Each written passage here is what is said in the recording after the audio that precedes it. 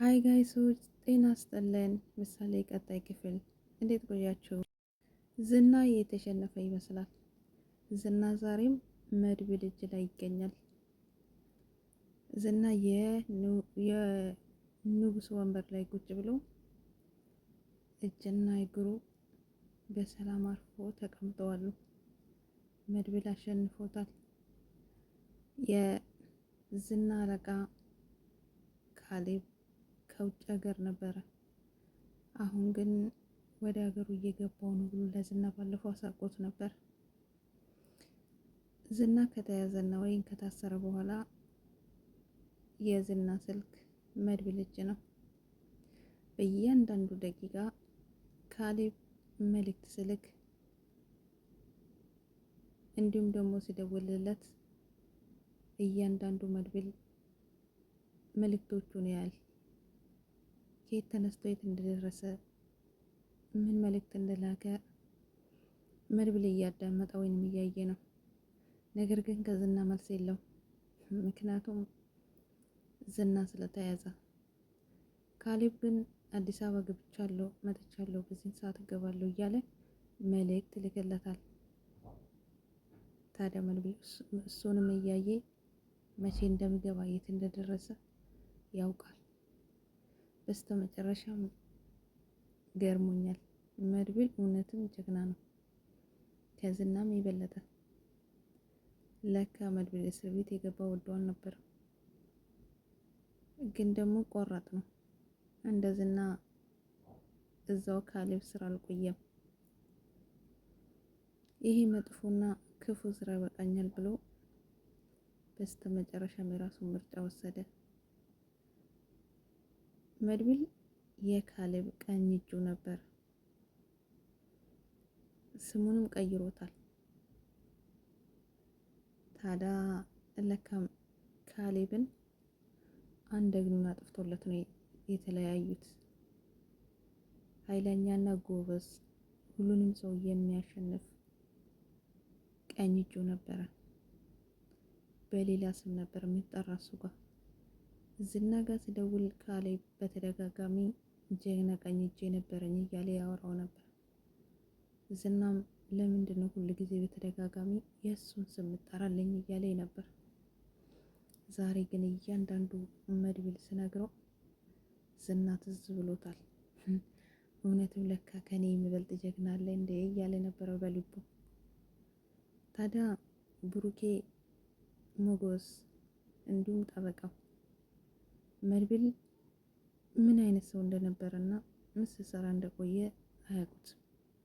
ለእነሱም ዛሬ ጠበቃውንም አንተ የራስን ህይወት ምራ፣ ቤተሰቦችን ጠብቅ፣ እንዲሁም ከዚህ ዞር ብትል ይሻልሃል። ምክንያቱም አሁን ወደዚህ ወደ መጥፎ ስራ ወይንም ደግሞ እንዳያገኙ፣ ሞገስም ኑሮን ኑር፣ ብሩክም ደግሞ የራስን ህይወት ምራ ብሎታል።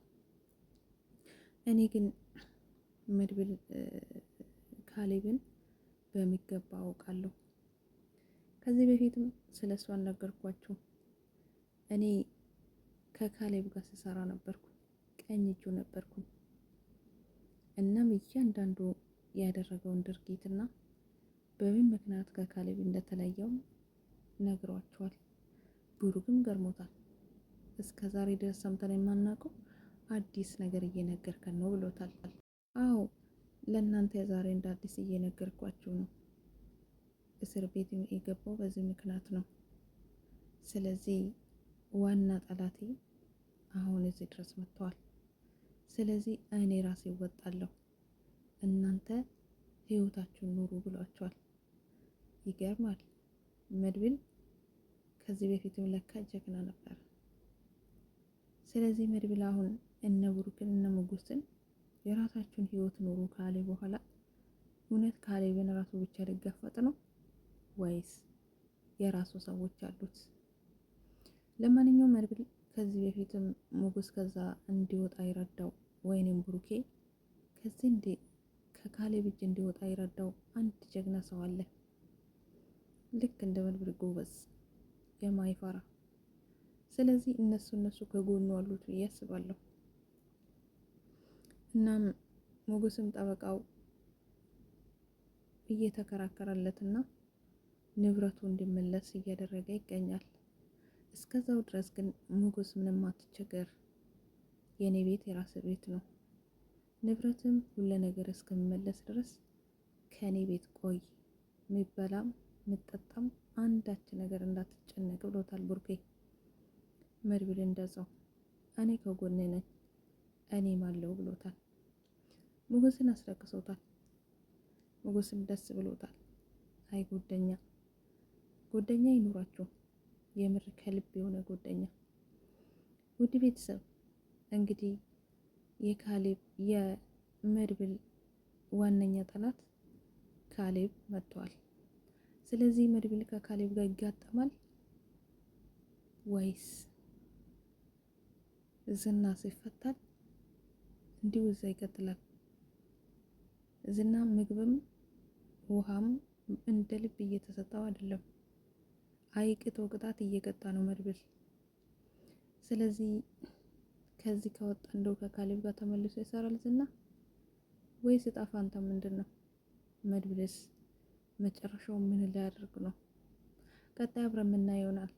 መልካም ቆይታ ውድ ቤተሰብ።